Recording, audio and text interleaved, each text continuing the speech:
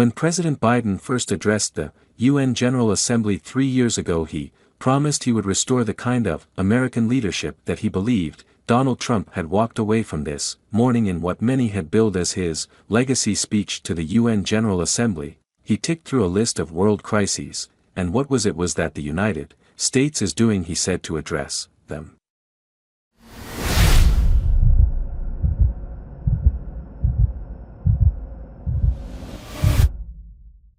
Full-scale war is not in anyone's interest. Even if situation has escalated, a diplomatic solution is still possible. In fact, it remains the only path to lasting security to allow the residents from both countries to return to their homes and the border safely, and that's what we're working tirelessly to achieve.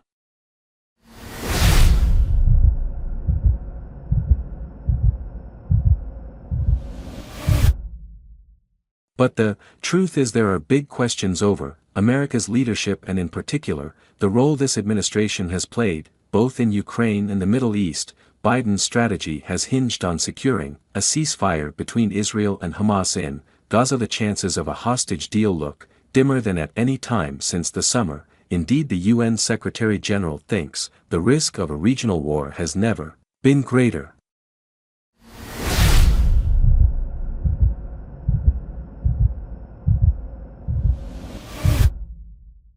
Gaza is a non-stop nightmare that threatens to take the entire region with it. Look no further than Lebanon. We should all be alarmed by the escalation. Lebanon is at the brink. The people of Lebanon, the people of Israel, and the people of the world cannot afford for Lebanon to become another Gaza.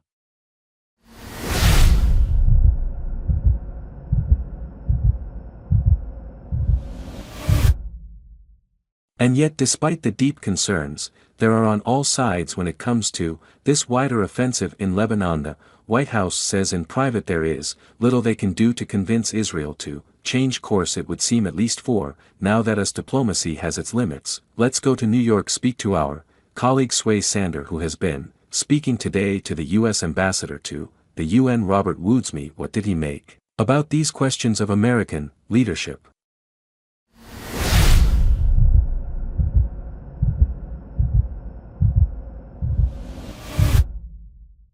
Robert Wood, as you mentioned, their Christian is the alternate representative to the UN here, and we spoke to him a bit about these limits of diplomacy that you just referred to. Look, coming into this general debate today, here at the United Nations, we heard the US delegation and the State Department, as well officials there, saying that the US wanted to present concrete plans for how to defuse the situation that is currently happening in Lebanon, and indeed that is what we heard from that clip from President Biden as well. He said a diplomatic solution is the only way forward. Now the US has been clear that it believes a ceasefire agreement and hostage release deal would be one way to actually lower the temperature in Lebanon as well. But we put all of that to Robert Wood and we asked him about what those concrete plans are that they meant to present here to all parties to try to bring some sort of off-ramp into the picture. This is what he told us.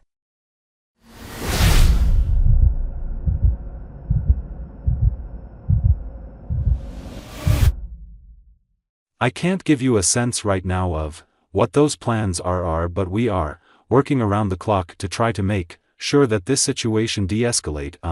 It's a very, very dangerous situation right now, and what we think and what is most important here is to try to get a diplomatic solution to this so that Israelis and Lebanese on the border can go to their homes safely in security. So that is where our primary emphasis is right now, and will be having conversations with partners and other nations to talk about how we can best move this from this cycle of violence to at least some calm, so that we can try to move forward on our broader objectives, which is to stabilize the region.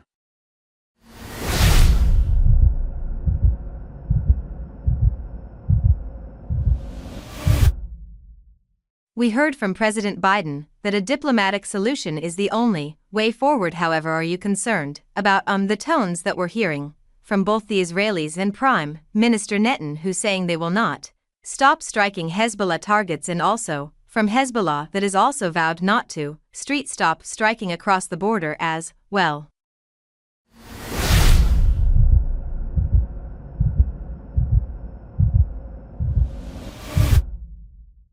Well, we think these kinds of statements are not helpful. It's in the best interest of the whole entire region for there not to be a war, so no, one has an interest in trying to take this to a different level right now. So again, we want to have the international community focused on trying to reduce tensions, and while we're trying to work on this diplomatic solution, and that's where the focus has to be right now. That's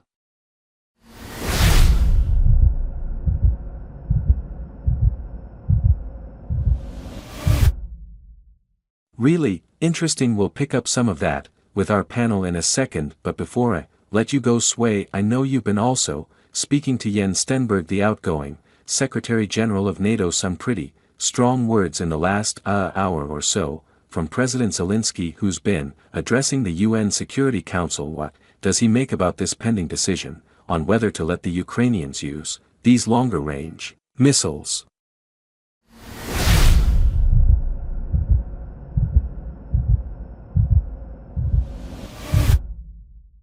Christian, we've been talking to a number of people about that today. That is the big ask, isn't it? That President Zelensky has come to the UN with is to request from Western powers again, as he has been doing in the past weeks, to be able to use some of those long-range missiles to strike deeper into Russian territory. And we spoke to this with the Polish Foreign Ministry, who said clearly this has to be something Ukraine is allowed to do. Jens Stoltenberg was pretty clear on his position as well, that he wants to see Ukraine be able to use these weapons because he believes it's the only way to be able to deter Russia and provide some sort of path to peace. So we have a clip of what he told us a little bit earlier.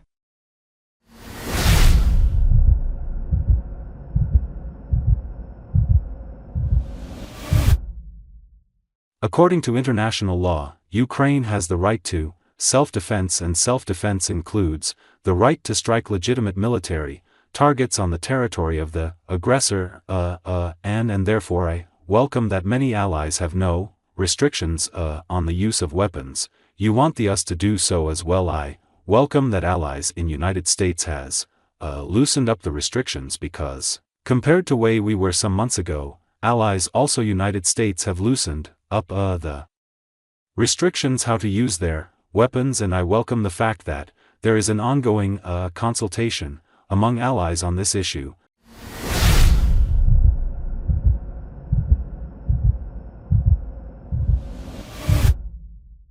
Thanks for watching this video.